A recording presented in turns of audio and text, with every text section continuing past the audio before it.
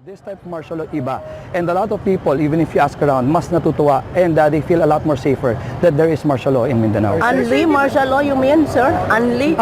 No, we cannot say unli, no, but until we see that the insurgency problem we still have, no, against mga rebels, lalong-lalo na dito sa Zamboanga Peninsula, we are very much affected, no. So we feel a lot safer. We need to feel more secure, and the government is helping us do it, you know, because before I don't know why other presidents hindi pa niya ginagawa, pero ngayon nakikita natin na malaki pong pagbabago sa pag ano sa NPA, pag ano sa BIFF, and sa of course the other kidnapping groups dito sa Mindanao. Sir, napansin namin ko contemporaneous na nandito, meron bang travel advisory against sa travel to Zamboanga?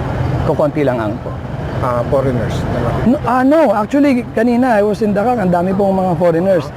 We have a lot of investors coming in, now more than ever.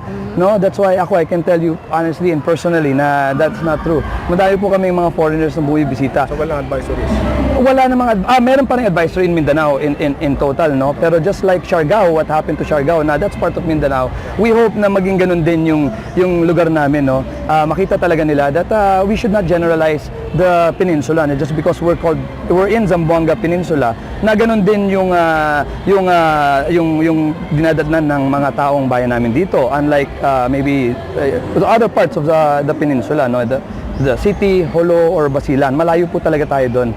And I think it's unfair for our people to also para matakot, you know, yung mga turista. But that's really not the case. Ngayon, because of social media and because sa tulong po ninyo as media practitioners, tumutulong po kayo na showing everyone na it's really safe here in Zamboanga del Norte.